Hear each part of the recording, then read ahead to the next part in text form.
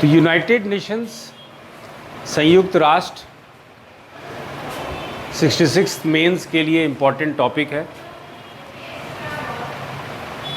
इसमें बहुत दिनों से बात चल रही है कि संयुक्त राष्ट्र में रिफॉर्म्स की ज़रूरत है, कुछ परिवर्तन की ज़रूरत है, कुछ सुधार की ज़रूरत है। खास करके भारत के परिप्रेक्ष्य से, खास करके भारत के दृष्टिकोण से, खास करके इंडिया के व्यू पॉइंट से सिक्योरिटी काउंसिल नीड्स रिफॉर्म। जो संयुक्त राष्ट्र का सुरक्षा परिषद है उसमें सुधार की ज़रूरत है। दूसरा जो टॉपिक मेन से इम्पॉर्टेंट है इस साल के लिए वो है WHO की कार्य, WHO का महत्व, खास करके कोविड के सिलसिले में। So role of WHO in COVID और role of WHO in vaccination. तो ये भी संयुक्त राष्ट्र का एक विशिष्ट एजेंसी है। तो संयुक्त राष्ट्र यूनाइटेड नेशंस अपने आप में एक बहुत इम्पॉर्टेंट टॉपिक हो जाता है, इसलिए इसको दो भाग में बांटा गया है। पहला भाग जो हम लोग संयुक्त राष्ट्र यूनाइटेड नेशंस का प्रारूप देखेंगे, इसके फॉर्मेट को देखेंगे, इसके सिद्धांत को देखेंगे, और दूसरे पार्ट में हम लोग security council, United Nations security council, संयुक्त राष्ट्र सुरक्षा परिषद पे हम लोग जो है विचार करेंगे, चर्चा करेंगे। तो चलिए संयुक्त राष्ट्र हम लोग चालू करते हैं। संयुक्त राष्ट्र जो है it is an inter government organisation. Inter government organisation कहने का मतलब है कि ये अंतर सरकारी संगठन है। US की सरकार भी चाहती है, भारत की सरकार भी चाहती है और पाकिस्तान की सरकार भी चाहती है कि एक अंतर्राष्ट्रीय कुछ ऐसा संगठन हो जहाँ पे कुछ अंतर्राष्ट्रीय नियम बने, कुछ इंटरनेशनल रूल्स बने और उस इंटरनेशनल रूल का इम्प्लीमेंटेशन हो, वो अंतर्राष्ट्रीय कानून का कार्यान्वयन हो। तो इसलिए कहा जाता है कि संयुक्त राष्ट्र यानी यूनाइटेड नेशंस जो है ये इंटरनेशनल ऑर्गेनाइजेशन तो है, लेकिन उससे ज़्यादा महत्वपूर्ण है कि इंटर गवर्नमेंट ऑर्गेनाइजेशन है, अंतर सरकारी संगठन है। चूँकि ये संयुक्त राष्ट्र अंतर सरकारी संगठन है, चूँकि United Nation is an inter government organisation, no doubt ये अंतर्राष्ट्रीय संगठन है, no doubt it is an international body, लेकिन अंतर सरकारी संगठन होने के नाते, ये इंटर गवर्नमेंट ऑर्गेनाइजेशन होने के नाते इट हैज़ सर्टेन ऑब्जेक्टिव्स, इसके पास कुछ उद्देश्य है। और सबसे महत्वपूर्ण उद्देश्य जो है निकल के आता है वो है maintenance of international peace and security. तो सबसे पहला उद्देश्य, सबसे पहला जो ऑब्जेक्टिव है, इसके चार्टर में भी, इसके अधिनियम में भी, इसके अनुच्छेद में भी यही बात दी गई है कि पहला जो इसका कर्तव्य है, पहला जो इसका उद्देश्य है वो अंतर्राष्ट्रीय शांति और सुरक्षा को बनाए रखना। Number 1 maintenance of international peace and security. Number 2 क्या है कि to develop friendly relations among nations. जो भी राष्ट्र हैं उनके बीच जो है मैत्रीपूर्ण संबंध को बनाए रखना। दूसरा objective friendly relations among Nations या राष्ट्रों के बीच मैत्रीपूर्ण संबंध। और तीसरा कि ये जो अंतर्राष्ट्रीय, ये जो अलग अलग देश हैं उनके बीच किस तरह का संबंध होना चाहिए या संबंध की प्रकृति क्या होनी चाहिए। There should be a good relationship between all the nations of the world, but what should be the nature of this good relation? उस अच्छे रिश्ते का, संबंध का क्या प्रक्रिया होना चाहिए? तो वो होना चाहिए बच्चों सहयोग, वो होना चाहिए सहकारी, वो होना चाहिए कोऑपरेशन rather than कंपटीशन। तो कोऑपरेशन की भावना हो दो देशों के बीच में, और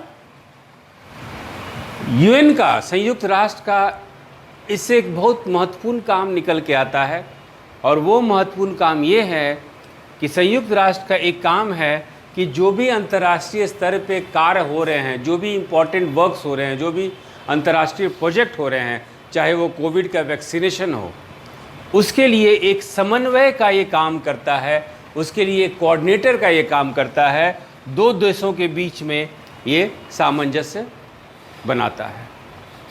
तो ये है यूनाइटेड नेशंस, ये है संयुक्त राष्ट्र, और इसका हेडक्वार्टर जो है आपका न्यूयॉर्क सिटी में है, इसका मुख्यालय न्यूयॉर्क सिटी में है, और 4 प्रमुख इसके मुख्य ऑफिस भी हैं।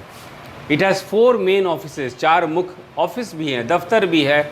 वो एक पहला आपका जिनेवा में है, दूसरा नैरोबी में है, तीसरा वियना में है, और चौथा आपका हेग में है। तो ये 4 जगह इनका जो है ऑफिस है। अब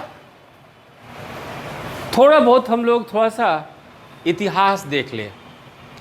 जब प्रथम विश्व युद्ध हुआ था, प्रथम विश्व युद्ध के समाप्ति के बाद एक संघ बना था जिसका नाम था राष्ट्र संघ। अंग्रेजी में बोलते हैं इसको लीग ऑफ नेशंस। और प्रथम विश्व युद्ध के बाद जो लीग ऑफ नेशंस है, यह राष्ट्र संघ है, उतना ज़्यादा सफलता पूर्वक अपने कार्य को नहीं कर पाया। Means you can say the League of Nations was a failure. और इसीलिए द्वितीय विश्व युद्ध के बाद, after second world war, again the international community met together and came up with United Nations, ताकि जो असफल राष्ट्र संघ है, जो अनसक्सेसफुल जो है लीग ऑफ नेशंस है, उसका उत्तराधिकारी के रूप में संयुक्त राष्ट्र बने। एंड ऐसा successful successor, the role of the United Nations should be that no more war should take place now. Means अब जो है देशों के बीच में कोई युद्ध ना हो। और इसी खातिर 25 अप्रैल 1945 को सैन फ्रांसिस्को में करीब 50 देश के प्रतिनिधि मिले, एक चार्टर पे साइन किए, और आपका संयुक्त राष्ट्र यूनाइटेड नेशंस 24 अक्टूबर 1945 को अस्तित्व में आया। So the United Nations came into existence on 24 October 1945 and the United Nations came into existence on 24th October 1945. Again, जब चार्टर साइन हो गया, अनुच्छेद बन गया, रूल्स एंड रेगुलेशंस बन गया, फिर एक बार देख लेते हैं कि संयुक्त राष्ट्र का मुख्य उद्देश्य क्या था। तो पहला उद्देश्य था अंतर्राष्ट्रीय शांति और सुरक्षा, यह है to maintain international peace and security. दूसरा था मानव अधिकारों की रक्षा करना, मानव अधिकारों की रक्षा करना यानी जो है protecting human rights, protecting human rights, और जहाँ जहाँ ज़रूरत हो लोगों को मानवीय सहायता पहुँचाना। और तीसरा जो इसका ऑब्जेक्टिव निकल के आता है वो है सस्टेनेबल डेवलपमेंट यानी सतत विकास। और चौथा जो है कि जो भी हम लोग कानून बनाएं, जो भी अंतर्राष्ट्रीय कानून बनाएं, संयुक्त राष्ट्र का ये दायित्व है, ये कार्य है कि देखा जाए कि वो अंतर्राष्ट्रीय कानून जो है वो एक तो सुविधाजनक बना हो और दूसरा वो कार्यान्वित हो।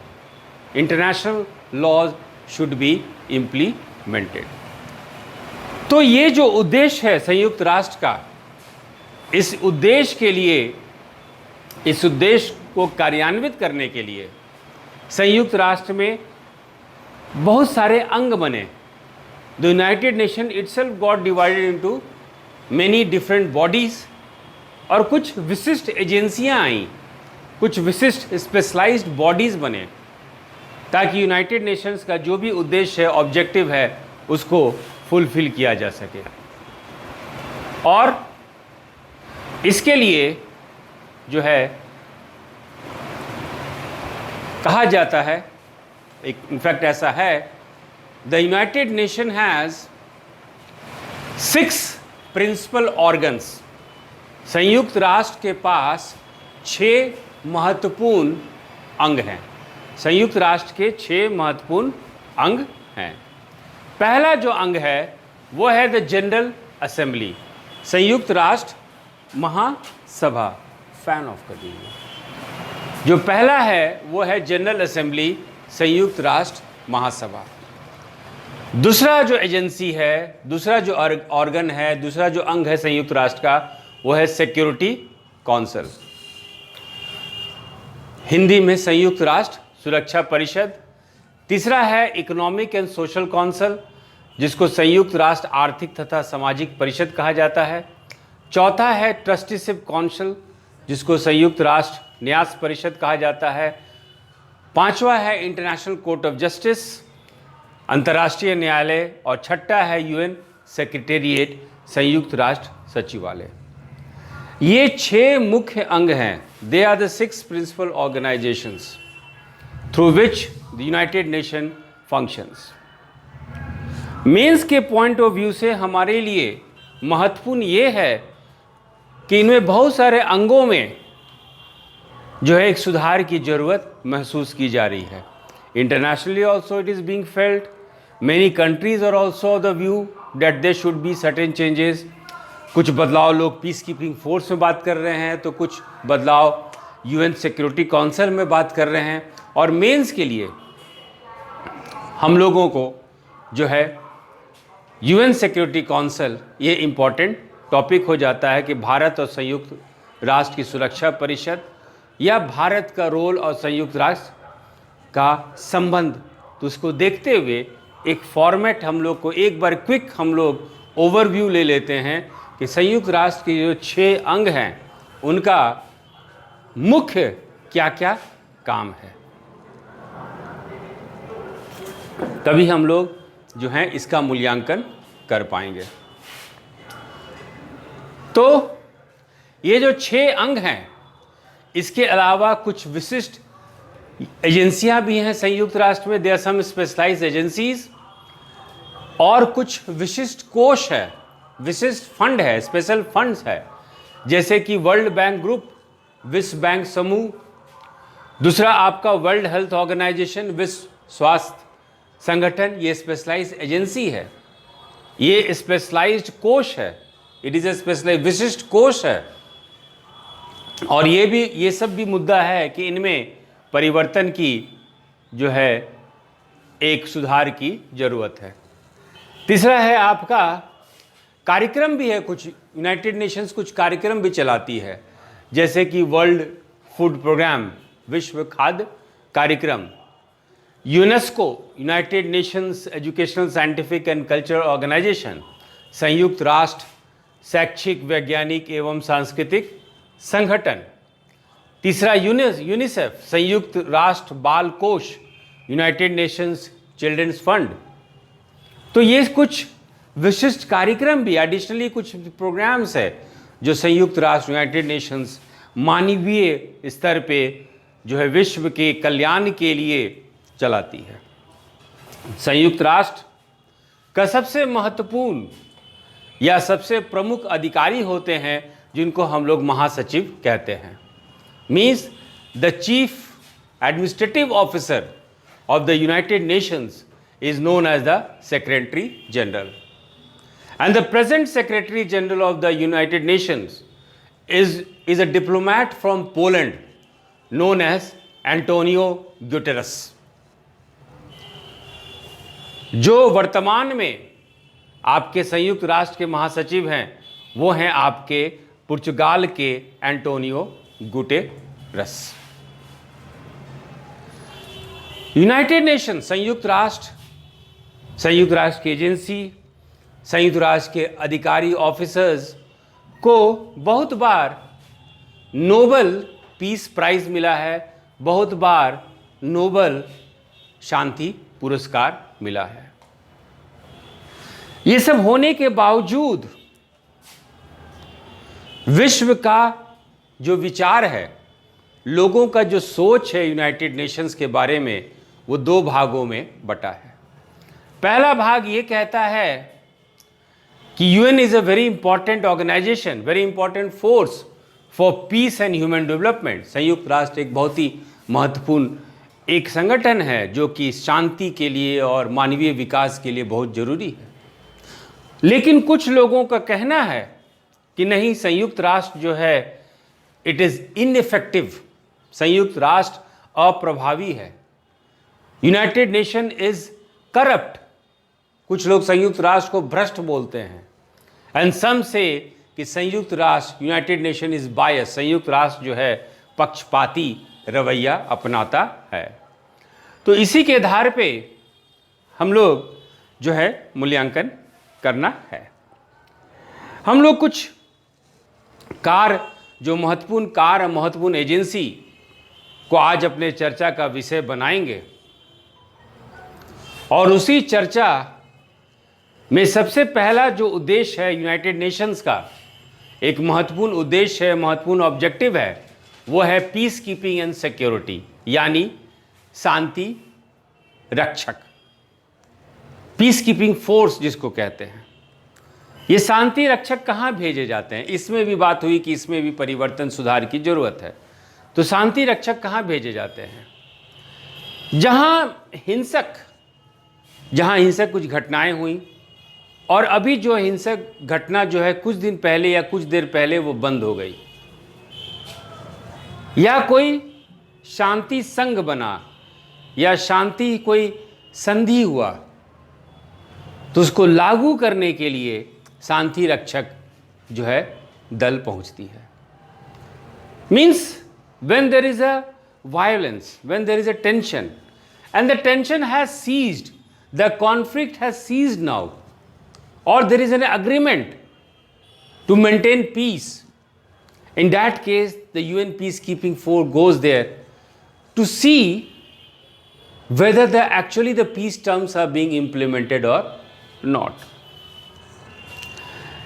इस शांति रक्षक दल में सैनिकों की जरूरत होती है और ये सैनिक, ये जो आर्म्ड फोर्सेस हैं, ये सदस्य देशों द्वारा दिया जाता है। ये कोई ऑब्लिगेटरी नहीं है, ये कोई अनिवार्य नहीं है कि सदस्य देश जो हैं अपने आर्म्ड फोर्सेस को, अपने सैनिकों को यूएन के पीस कीपिंग फोर्स में या शांति रक्षक दल में भेजे ही भेजे। ये उनके पास विकल्प है, आप भेज भी सकते हैं, नहीं भी भेज सकते हैं। भारत भी भेजती है अपने डिफेंस फोर्सेस को, अपने सैनिकों को। लेकिन जो दो राष्ट्र ऐसे हैं विश्व में जो हमेशा हर एक जगह अपने सैनिकों को, शांति दूत को भेजती है, वो दो देश हैं कनाडा और पुर्तगाल। और शांति रक्षा का हर एक कार्य जो है संयुक्त राष्ट्र का जो सुरक्षा परिषद है उन्हीं द्वारा अनुमोदित होता है। Means the Security Council has to see whether peace keeping force is required in an area और नॉट। अब देखिए, पीस कीपिंग फोर्स बहुत जगह बहुत ही अच्छा सराहनीय काम भी हुआ है और पीस कीपिंग फोर्स को, शांति रक्षक दल को नोबेल पीस प्राइज भी 1988 में मिला है। तो 1988 में शांति रक्षक दल को नोबेल शांति पुरस्कार से भी नवाजा गया है। आप ये स्लाइड देखिए, इनका हेलमेट जो है नीले रंग का है, इसीलिए कभी कभी शांति रक्षक दल को ब्लू हेलमेट के नाम से भी जाना जाता है।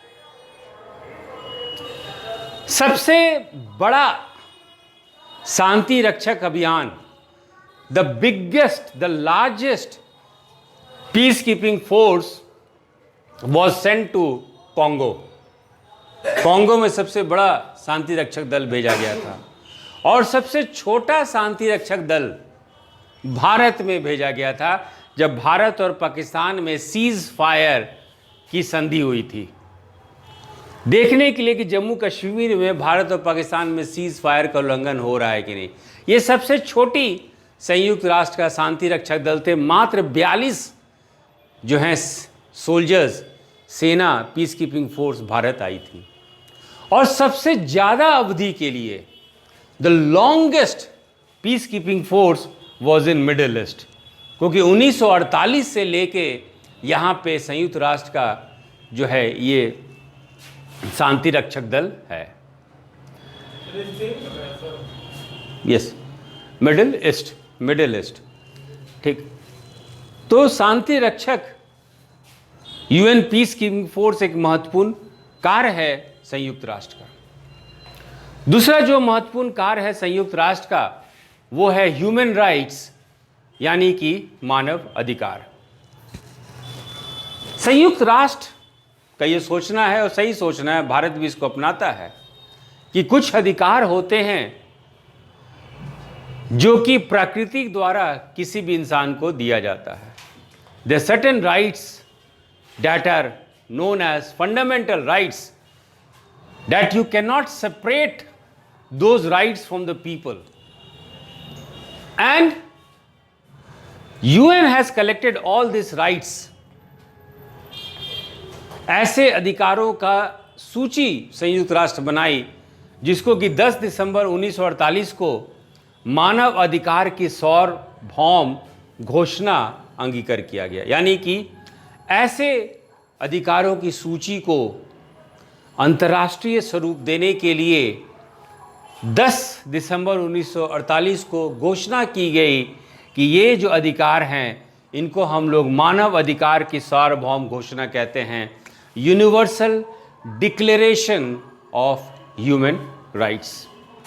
ये कमिटी बनी थी रूसवेल्ट के अंदर, रूसवेल्ट के नेतृत्व में ये कमेटी बनी थी और यही कमेटी जो है आपका यूनिवर्सल डिक्लेरेशन ऑफ जो है ह्यूमन राइट्स को कार्यान्वित की।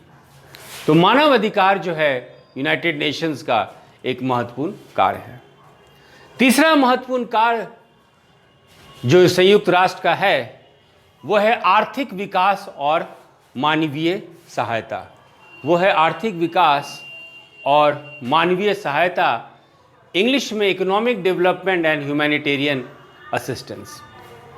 कहने का मतलब ये है कि हर एक देश में या बहुत सारे देश में, खास करके विकासशील देशों में, खास करके पिछड़े देशों में, तो there are certain problems of economic nature, social nature, cultural nature. तो इस तरह का जो परेशानी है उसको मानवीय आधार पे हम लोग को आर्थिक रूप से सुधार करना है, सामाजिक रूप से सुधार करना है, सांस्कृतिक रूप से सुधार करना है। तो संयुक्त राष्ट्र का एक और जो कार्य है वो है आर्थिक विकास और लोगों को मानवीय सहायता पहुंचाने का, economic development and humanitarian assistant. और इसी इकोनॉमिक डेवलपमेंट, आर्थिक विकास और ह्यूमैनिटेरियन असिस्टेंस, मानवीय सहायता के तहत कुछ महत्वपूर्ण कार्य चालू किए गए और उनमें से 2000 में कार्यक्रम चला जो कि 2015 तक था। 2000 से लेकर 2015 तक ये कार्यक्रम चला जिसको कि अंग्रेजी में हम लोग मिलेनियम डेवलपमेंट गोल्स कहते हैं और हिंदी में सहस्त्राब्दी विकास लक्ष्य कहते हैं। इस कार्यक्रम के दौरान संयुक्त राष्ट्र चाहती थी कि विश्व में भूखमरी और गरीबी की समाप्ति हो। Extreme poverty and hunger should be eradicated from the world. There should be a universal primary education, जितने भी बच्चे हैं उनको प्राथमिक शिक्षा मिले। लिंग समानता आए, जेंडर इक्वलिटी आए और महिला सशक्तिकरण की बात की गई, एम्पावरमेंट ऑफ वुमेन की बात की गई, चाइल्ड मोर्टेलिटी को रिड्यूस करने की बात की गई, शिशु मृत्यु दर घटाने की बात की गई और मातृत्व स्वास्थ्य को बढ़ाने की बात की गई, इम्प्रूव मैटरनल हेल्थ, मलेरिया तथा अन्य बीमारियों को छुटकारा पाना था, पर्यावरण में सतत विकास चाहिए था। तो these way millennium development goals, ये सहस्त्राब्दी कार्यक्रम था जो 2000 से लेकर 2015 तक जो संयुक्त राष्ट्र का मानवीय सहायता और आर्थिक विकास उद्देश्य है उसके तहत ये चलाया गया था। और 2015 में इसकी समीक्षा इस कार्यक्रम का समीक्षा करने के बाद एक नया कार्यक्रम लाया गया जो 2030 तक चलने वाला है। वो है सस्टेनेबल डेवलपमेंट गोल, यानी सतत विकास। सतत विकास को मतलब समझ लीजिए कि हमारे बच्चे भी इस प्राकृतिक संसाधन को इस्तेमाल करें, हम लोग अपने संसाधन को इस तरह से इस्तेमाल करना चाहिए। तो संयुक्त राष्ट्र का एक कार्य जो है ये आपका आर्थिक विकास और मानवीय सहायता, economic development and humanitarian assistance भी है, और इसके तहत क्या क्या कार्यक्रम है वो हम लोग चर्चा किए। अब आप देखिएगा कि एक और कार्यक्रम है, विशिष्ट कार्यक्रम संयुक्त राष्ट्र का, जिसको हम लोग यूएन डेवलपमेंट प्रोग्राम कहते हैं, और हिंदी में कहते हैं संयुक्त राष्ट्र विकास कार्यक्रम, और अंग्रेजी का इसका लघु रूप है यूएनडीपी। ये संयुक्त राष्ट्र संघ का एक वैश्विक विकास कार्यक्रम है। इस कार्यक्रम का उद्देश्य है कि गरीबी कम करना, आधारभूत ढांचों का विकास करना और प्रजातांत्रिक जो है तंत्र का बहाली करना। इसके अलावा यूएनडीपी जो है हर एक साल ह्यूमन डेवलपमेंट इंडेक्स जारी करती है, हर एक साल मानव विकास सूचकांक जारी करती है, ताकि विश्व को ये बताया जा सके कि देखिए आपका देश जो है निर्धनता पे, गरीबी पे, शिक्षा पे, लिटरेसी पे, लाइफ एक्सपेक्टेंसी पे किस तरह से कितना विकास किया। तो यूएनडीपी का भी एक खास ये विशिष्ट कार्यक्रम है यूएन के तहत। यूएन के तहत अगला जो विशिष्ट कार्यक्रम है वो है फूड एंड एग्रीकल्चर ऑर्गेनाइजेशन। ये एक संस्था है जो यूएन के तहत ये खोला गया है, जिसको हिंदी में हम लोग खाद्य और कृषि संगठन कहते हैं, इंग्लिश में फूड एंड एग्रीकल्चर ऑर्गेनाइजेशन कहते हैं। ये 1945 से ये संस्था चल रहा है, और जिसका उद्देश्य है कि कृषि उत्पादकता को बढ़ाया जाए, agriculture productivity should be increased, ग्रामीण आबादी का जो लेवल ऑफ लाइफ है, द स्टैंडर्ड ऑफ लाइफ, जीवन निर्वाह की जो स्थिति है, स्तर है, उसको बढ़ाया जाए। तो ये सब कार्यक्रम जो है खाद्य और कृषि संगठन फूड एंड एग्रीकल्चर ऑर्गेनाइजेशन के तहत होता है। इसके अलावा कुछ हमारे पास संयुक्त राष्ट्र में समूह हैं, संयुक्त राष्ट्र में कोष हैं, और एक समूह जो है जिसको हम लोग वर्ल्ड बैंक ग्रुप कहते हैं या विश्व बैंक समूह है, और दूसरा है इंटरनेशनल मॉनेटरी फंड, जिसको कि हम लोग अंतर्राष्ट्रीय मुद्रा कोष कहते हैं। वर्ल्ड बैंक समूह जो है, विश्व बैंक जो है, ये इंटरनेशनल डेवलपमेंट के लिए लोन देती है, ये अंतर्राष्ट्रीय विकास के लिए लोन देती है, और यदि विकासशील देश चाहें, यदि डेवलपिंग कंट्रीज चाहें, तो इनको भी वर्ल्ड बैंक ग्रुप से लोन मिल सकता है, ऋण मिल सकता है। लेकिन अंतर्राष्ट्रीय मुद्रा कोष, इंटरनेशनल मॉनेटरी फंड, ये क्या करती है कि ये इसका उद्देश्य है कि इंटरनेशनल इकोनॉमिक कोऑपरेशन हो, अंतर्राष्ट्रीय स्तर पे जो है आर्थिक रूप में हर एक देश दूसरे को सहयोग करे, ये इसका उद्देश्य है। और ये इमरजेंसी लोन देती है जब बहुत ही ज़्यादा ज़रूरत हो, जैसे भारत को ये मिला था, आपके पास दूसरा कोई विकल्प नहीं है, ऐसी स्थिति में IMF जो है ये लोन देती है। लेकिन IMF और वर्ल्ड बैंक में सबसे बड़ा अंतर यह है कि ये विकासशील देश और धनी देश दोनों को ये ऋण जो है देती है।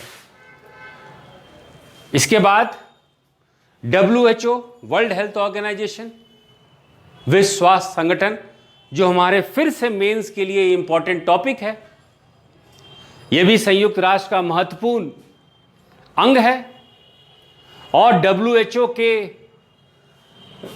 कारण, WHO के प्रयास के कारण, because of the efforts of WHO, we can say that polio, river blindness and leprosy has been eradicated to a large extent.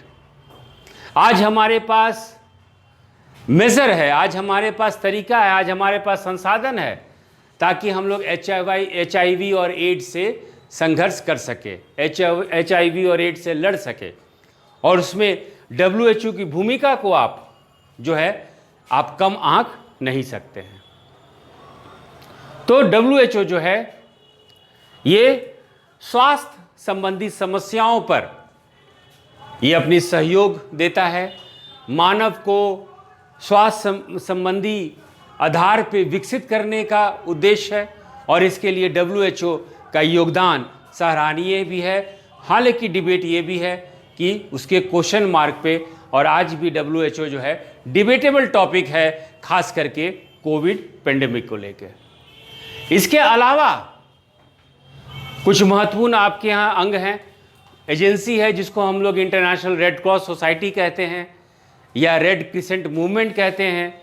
जहाँ जहाँ युद्ध होता है और युद्ध के दौरान सैनिक घायल हो जाते हैं या लोग घायल हो जाते हैं, यहाँ पे राहत के लिए जो है रेड क्रॉस सोसाइटी पहुँचती है टू हील द पीपल। कुछ महामारी, बीमारी, कुछ प्राकृतिक आपदा, तो यहाँ भी संयुक्त राष्ट्र की रेड क्रॉस सोसाइटी पहुँचती है। इसके अलावा आपके यहाँ एक और महत्वपूर्ण कार्यक्रम है यूएन का, वो है आपका वर्ल्ड फूड प्रोग्राम, जिसको कि लघु रूप में WFP कहते हैं और हिंदी में विश्व खाद्य कार्यक्रम। तो विश्व खाद्य कार्यक्रम ये खुद में एक मानवीय संगठन है, मानवीय आधार पे ये संगठन है फॉर ह्यूमैनिटेरियन असिस्टेंस। क्यों है कि जब आपात स्थिति हो जाए, जब इमरजेंसी हो जाए, जब फेमिन हो जाए, जब अकाल पड़ जाए, कुछ आर्म्ड कॉन्फ्लिक्ट हो जाए, आपस में दो देश लड़ाई झगड़ा करे, युद्ध करे, तो ऐसे स्थिति में खाद्य सहायता प्रदान करने का एक दायित्व जो है ये आपका WFP या वर्ल्ड फूड प्रोग्राम या विश्व खाद्य कार्यक्रम ये उठा चुकी है। इसके बाद एक और महत्वपूर्ण एजेंसी है, वो है United Nations High Commissioner for refugees. United Nations High Commissioner for refugees, जिसको हिंदी में हम लोग संयुक्त राष्ट्र शरणार्थी उच्चायुक्त कहते हैं। ये एक शरणार्थी अंतर्राष्ट्रीय एजेंसी है, एक ये वैश्विक संगठन है। मान लीजिए इंडिया के लोग बांग्लादेश में गए, बांग्लादेश के लोग स्विट्जरलैंड में गए,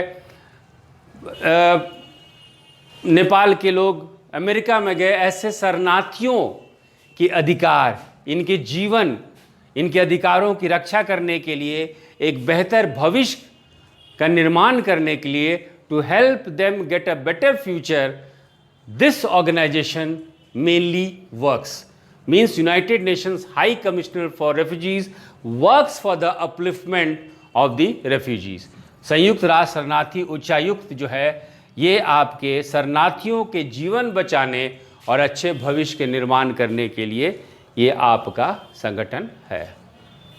तो ये है बच्चों यूनाइटेड नेशन संयुक्त राष्ट्र का प्रारूप। दूसरे सेशन में हम लोग इसके एजेंसी को उठाएंगे जो हमारे BPSC 66 मेंस